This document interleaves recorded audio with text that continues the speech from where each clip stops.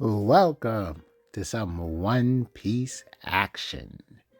So, this deck was difficult. It allows us to understand why the promo helps so much. I mean, I ain't gonna lie, it's kind of self-explanatory. It's like it's a double summon, and it does prevent attacks. But all in all, boy oh boy. See, the thought process is okay. What can we do for the now? I'm actually not 100% sure if the promo came out yet. It's either out now or it's about to be out, like it's around the corner. But it was just like in the making of this deck, it wasn't available, right? For IRL play, I should say, IRL play. So, um, if it's available now or soon to be, this deck list will be definitely updated. So keep that in mind, right? The deck list is made because we just base our list off of what's available in the Western meta. So that's just one. Two, definitely difficult, but I think blue in a nutshell is difficult. And it's difficult for a combination of two things, right? It really stresses your skill as a One Piece player because you got to make the deck consistent, to find the piece. There's so many options to find the pieces that you need, but you got to be comfortable and confident in knowing what to discard or bottom deck so you can use your draws and stuff like that. So even like a moment right now, we have to really decide and think, what do we want to get rid of? Now, most Buggy decks play a lot of draw cards to help maintain their hand size because they're using the leader ability. So what we tried to like make it a little bit more comfortable, a little bit more utility, instead of adding this, and trying to, protect hand size so much. We went with a bit of a blocker route, a consistency route, and traditionally for abilities with like discarding and yada yada, you're gonna use your life as your resource, your battery. So I'm just like, okay, I'm just gonna assume Buggy is a little old school like that. They're like, hey, you're a 5 life leader. You can afford to discard some cards to be able to have an ability like this. So instead of, like I said, like adding, there are some draw cards and don't get it twisted, but like instead of adding like Sanji's Pilaf or whatever, it's just like, you know what, we're just going to use our life as that resource. And then utility. So we got some extra blockers in here because they put, Doflamingo 3-drop helps consistency, X-Drake helps consistency, and plays along with the system, right? It's a 5-drop, so it plays along with the system while also helping your consistency. And because we're kind of using life as a bit of a resource, it's like, well, we also need to protect it. Here you go. We got some blockers. Instead of flooding the board with 5 and up and then having to trash some of the cards, we just block, right? So the Amazon Lily is also to help our hand, but to block and protect our life. And, they're also low. So the thing I noticed, though, is you want to be comfortable. I mean, the biggest hurdle is being comfortable knowing what to discard or bottom deck, right? Like you look at the top 5, rearrange or bottom deck, and, use the stage card, use Mr. One's effect, use Mihawk's effect. Like, man, it really tests your brain power to know what you need and what you don't need. It really pushes that limit on you. So keep that in mind. You got to get comfortable. The other thing you got to get comfortable with is not always using your leader ability, right? Now, I think sometimes people tunnel vision on certain things, and it's like, well, you don't actually have to use your leader ability all the time. Sometimes you just max out your Dawn.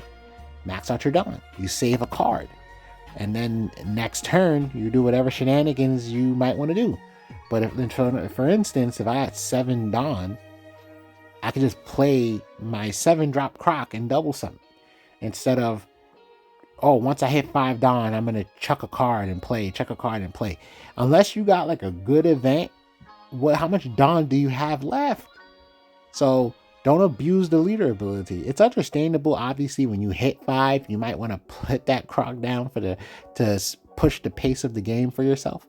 But essentially, you're at 6, 7, 8, right? You don't really got that much Dawn to work with for other plays. So it's like, you don't need to be so greedy. Swinging for 5 is just fine. Just use the Dawn available, keep a card in your hand. So resource management is always a big key for this game. Right now, we just got to figure things out. Okay, we chuck, we play, and we keep. Yes. And it's going to be difficult for the opponent because definitely we should be comfortable swinging. No, we're not going to swing. They're thinking about it. But I mean, our board is highly intimidating. Our board is highly intimidating. And we're just going to 10 drop. It's going to be too much, which is another thing. Sometimes you don't need to use your leader ability to cheat out the 10 drop. You know, it is very exciting to play a 10 drop for 5 down, but like, you know, read the board well enough and say, hey, I can just keep the card in my hand. I don't need to just use the leader ability, play a 10 drop, you know, stuff like that. So there's a real skill curve thingies here. The skill ceiling I think is kind of high with this deck, but I noticed it's high with blue in general. So there you go. We got one of our cheap plays, right? We just play it out, helps our hand size, block, protects our life. Oh, and I think 10 drop Kaido is kind of self-explanatory, but there is an extra factor here. There's a little extra factor here. What do you call? Okay, we're pushing the board. We hit the 5 down. We're pushing the board. The extra factor here is it is a difficult card to get off the board. So it's going to be stickier, right? As we're trying to put 5s and 6 and 5s and a 7 and a 5.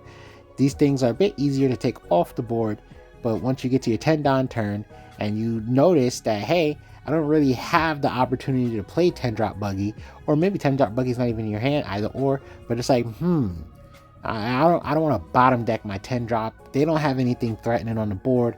I have to get my board state to where I want to play my 10 drop Buggies. Well, 10 drop Kaido draw is going to help. It's going to draw them some resources, help your hand size, make it more comfortable for you to use your leader ability. With the extra blockers in this deck, it should make it more comfortable for you to reach your 10 down state with a comfortable amount of life cards, so you can just play your 10 drop Kaido, draw the 4 cards, and then start swinging with it. It's going to be a chore for them to take it off the board, especially like a red deck, you know, because at the moment, you know, some of these decks out here is finding ways, like black is black, you know, red is about power, and 12k power is tough. Green has that Shanks that can just pop a rested card freely, so you got to keep that in mind. Blue got the red rock, so yeah, red rock. Blue got the red rock. I don't know if I'm missing something. I could be missing something, but all in all, 10 drop Kaido is just going to be sticky, making it a bit easier for you to get your board full of high drops, so you can just start 10 dropping Buggy on these people. So yeah, like I said, I mean, there might be room for improvement, but once again, if the Buggy's not out like now, because I didn't look it up, I ain't gonna lie to you. If the Buggy's not out now, it'll be out soon, to my knowledge. Maybe, I don't know if it's out soon. I gotta look it up. I gotta keep more track. I gotta keep more track of certain things. When it comes to like release dates, that's my problem. Like release dates, I don't keep up enough. But definitely can just adjust this deck, and it'll probably flow so much better, because the pace, it's more that pace, push the board, play two. That is such a necessity. Look at that. Wouldn't that make you uncomfortable? That Zoro has a board full of attacking characters. That would make anybody uncomfortable. We have some cards we can counter out. Yes. Yeah, they're doing the right thing. Either they're going to catch these life cards, or they're going to catch some of these. They're going to get us to lose resources. Yeah, just block. Yeah, I was thinking that. And then either you're going for a leader swing or not. Okay, not too bad. A little might make you feel a little uncomfortable, but this ain't too bad. Yeah, let's poke the board. Let's like get some of this trans fat off the board. Oh, Wow. That's a good situation for them. Well, luckily Gravity Tiger's in our hand. We're not at our 10 Don state, so we can't Gravity Tiger and play what do you call it? A blocker. But yes, respectfully, let's just clear this board. I'm hitting that Gravity Tiger regardless. And then you could just play your stage. Probably debating to see is anything worth bottom decking from our hand.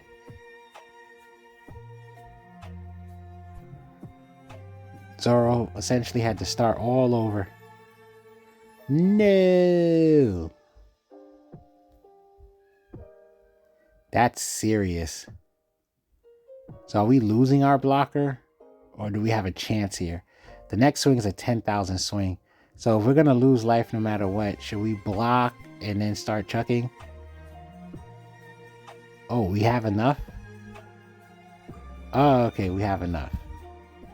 And then we can take a life. Or, okay, block. And then that prevents us from taking a life. Okay, cool. So, tough decisions. Now, this is where it's going to be tough to just play 10-drop Kaido. So we might want to use the stage, bottom deck. Gravity Tiger seems too effective in this matchup because obviously a lot of the cards Zoro's going to play, it's going to be low drops.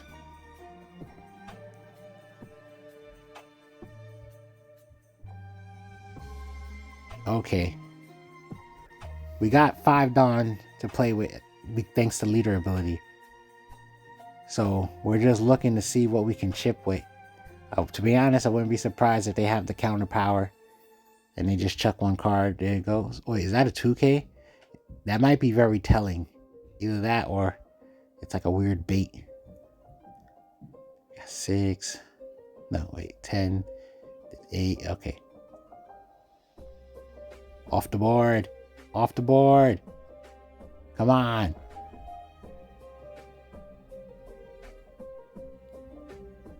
Because I think this is going to force our hand and make us cheat out the Buggy. There we go. There we go. So we could technically just go for the Mihawk.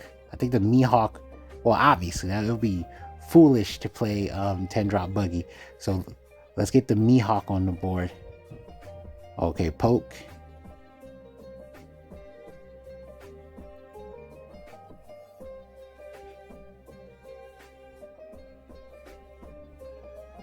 What are you doing? What are you doing? Be careful. Oh, wait. This is the cost. Okay.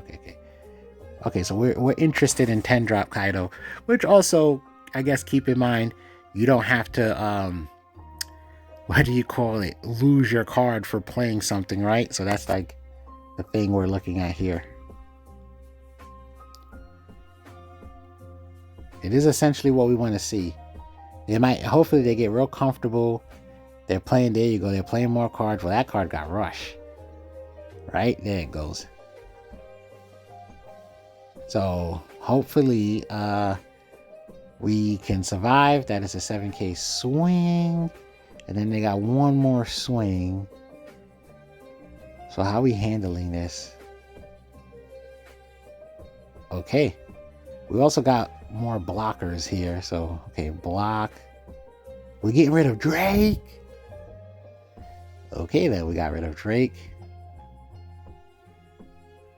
So what's the ideology here? What is the game plan here?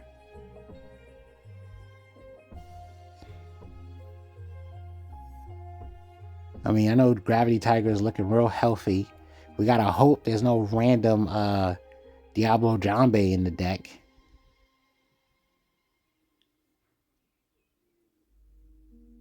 Oh, they countered out. What does that mean for us? Okay, so we're gonna keep attacking. What I was gonna say is we could just punch the board and then use the stage to see if we get some more counter power and defense. But looks like, okay, we're gonna go for game. See, sometimes I just be playing too safe. It's like, yeah, we had game right here.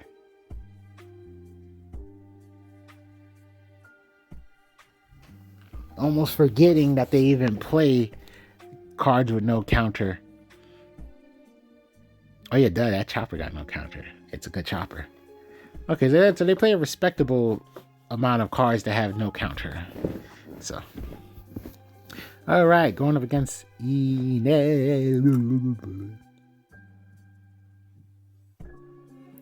You know what's funny about the story of One Piece is like, obviously there's a lot of things that weren't made yet in the early stages of One Piece.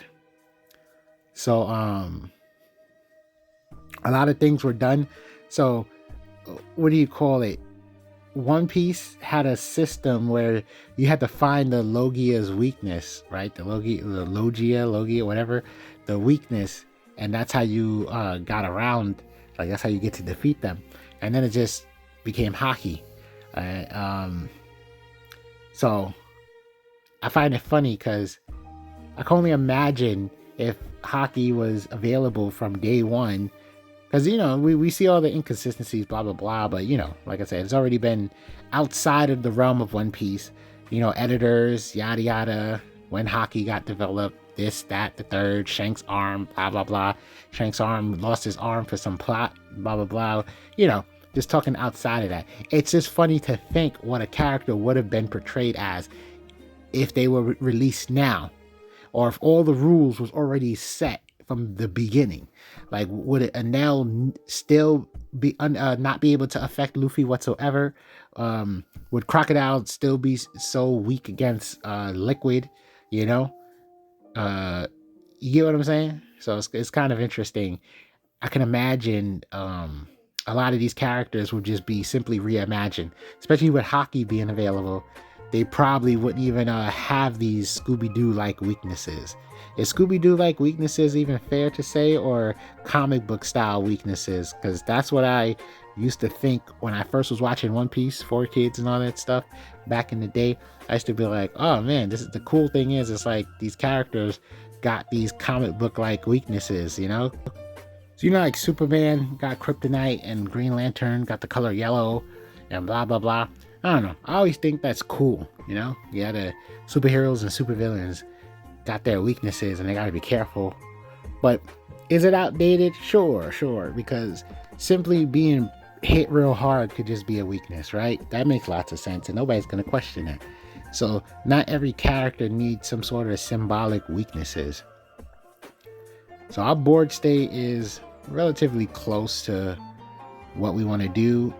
Yeah, I think Drake is a good play. It lets us see what we're gonna get. We're choosing to keep. Oh, okay. We're essentially gonna pop that Gravity Tiger probably immediately next turn. But we also gotta think about how we want to handle everything else. So decisions. Okay. Oh, we can. I would like to keep the 2Ks, but essentially we can just start now. I was gonna say you can technically use the stage and bottom deck stuff, but I'm like, nah. What's in our hand it looks a little too valuable. See if they choose to take or keep. Okay, they take. See if something happens. They're thinking about it. Decisions are being made. Okay. Enel. Such a interesting situation. Okay, we get some cards in hand. Okay, cool. They pop our searcher because they just want to draw. That was really what that was for. And they get the 7-drop Russian now. What did they just do? Oh, they really want to get different cards in their hand. I feel like we can afford to take it. Yeah, okay. Board state is really close to what we need it to be. Board state is really close. So what we can do at this moment is actually use leader ability twice. And then we catch a bottom deck. I mean, the annoying thing is the Enel can just use that ability.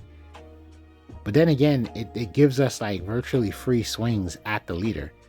So we do that and they keep the ability and then they use leader ability, we just attack, and then that's guaranteed resources out the opponent's hand.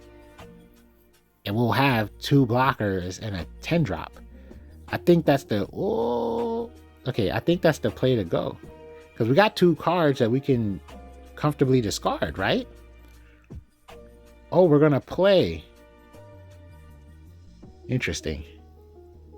I would have just did the blocker. Oh, why my brain thinking, whoa.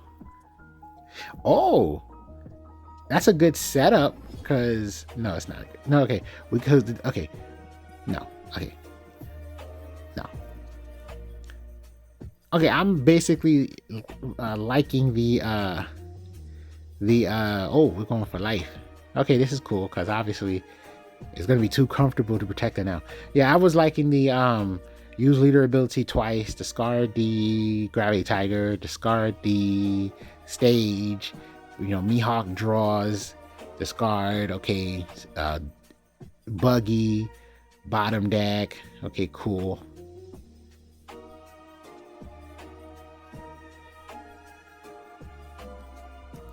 The annoying thing is going to be the counter attack, but if we're very close to, we're going for the Enel, okay. This kind of forces their hand, right? Oh, okay, I get it. Swing with that, and then it's like, no, yeah, you KO it, it's going to let us play another card, so we're good. Ooh, it's an ace, and that's annoying. And they're going for life, which is real smart.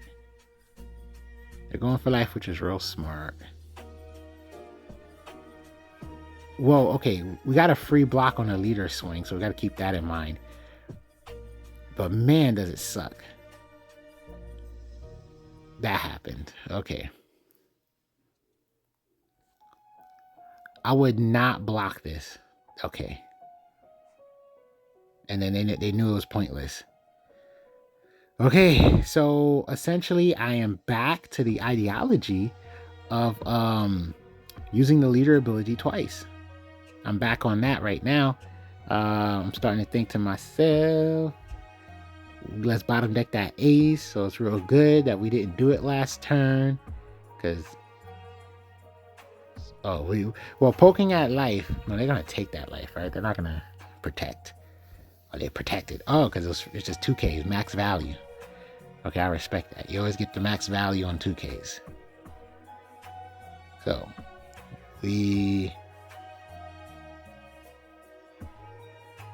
I mean, you could just keep attacking at this point, right?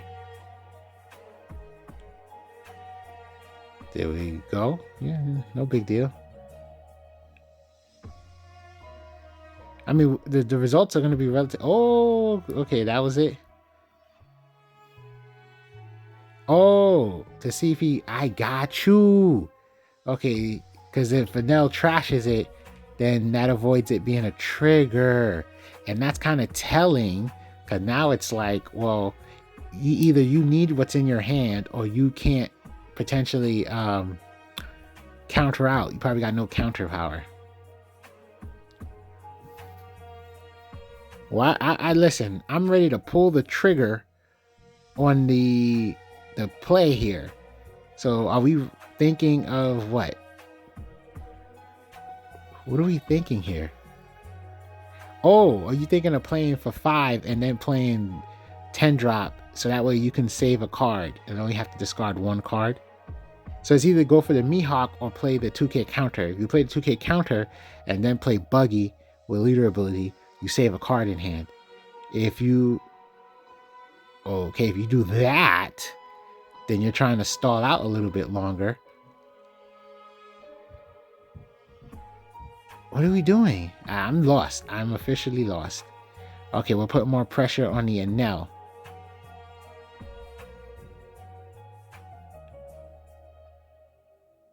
That is respectable. Because at least it trashes the life. That's another thing. Okay, that's another thing. Sometimes you want to use that Enel against them because it trashes the life, which stops triggers. So it's like, bet. I'm not going to make this easy for you. I know you got your leader ability, but I'm not making this easy for you. I'm going to... Oh, okay. Well, we did that. You know what? Everything is still in the winning position. It doesn't matter. Everything is still in a fantastic. In fact, this resulted in a better board state for us. Worse board state for the opponent. So even though I didn't get to see the 10-drop Buggy stay on the board. Oh, we're gonna put something in life. Oh, they're trying to keep themselves alive here. We have a 5-drop in hand. So we could just let that go and replace. Oh, we could block because we don't need the blocker, right? So it's either block or summon the 5-drop. Why not block? Okay, we'll let it go. And then we got the stage card to see if we can. No. There's no point. Oh, now there's a point. Oh, they scooped. Understandable. So this is what we got so far. But like I said, once the promo comes out, easy change up. Easy, we're going to change it up. But for now, G. Thanks for watching. Oh, and subscribe to the channel and feel free to put some leaders in the comments that you would like to see next.